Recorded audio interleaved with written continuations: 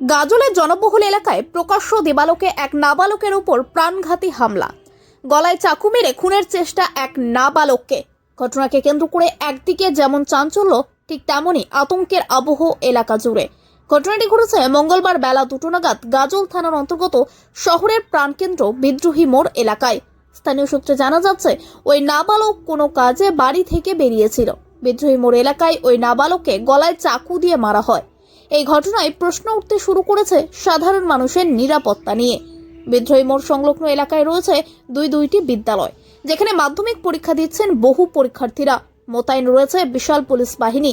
এই অবস্থাতেও প্রকাশ্য দিবালোকে চাকু মেরে খুনের চেষ্টার ঘটনায় রীতিমতো আতঙ্কিত এলাকার সাধারণ মানুষ থেকে ব্যবসায়ী মহল। জানা যাচ্ছে, চাকুর আঘাতে গুরুতর জখম ওই নাবালকের বাড়ি গাজল থানার হরিদাস গ্রাম এলাকায়। বয়স 15 বছর।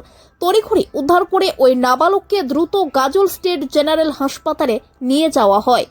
হাসপাতালে কর্তব্যরত চিকিৎসকেরা তাকে দ্রুত রেফার করেন মালদা মেডিকেল কলেজ হাসপাতালে। মালদার গাজল থেকে Samim Reza report, news Sun TV. Chirambarkhala মাঠে হ্যাঁ আমি দাঁড়িয়ে কাজে যাবো, আসলো এসে হট করে গলায় হাত দিয়ে নিয়ে মাটিতে পড়ে আলো নিয়ে এখানে হসপিটালে নিয়ে আসা হলো। কি আর কিছু দেখিনি, আদা সেটাই এইটুকুটাই, কিছু দেখেই নি, এটাই হট করে নি হলো, গলায় পড়লো, নিয়ে আসলাম। আর কিছু দেখেই নি, কীভাবে বলবো আপনাকে? কি হয় তোমার? আমার বলতে গেলে এমনি কথাটা বলে আমার সাথে বন্ধু বন্ধু বলে, এটাই, আদার্স কেউ না। হ্যালো, জানা গেছে কি নাম ছেলেটা? ছেলেটার না মাঠে আমি হসপিটালে আরে যাই না তো, আমি কিছুই যাই না। কি নাম ভাই? দেবো না কি না, তোমার নাম? দেবাশিস। তোমার নাম? হ্যাঁ, তোমার নাম? দীপ। দীপ কি? হ্যাঁ, থানা পুলিশ এসছে, বিদ্যায় বাড়ি তোমার?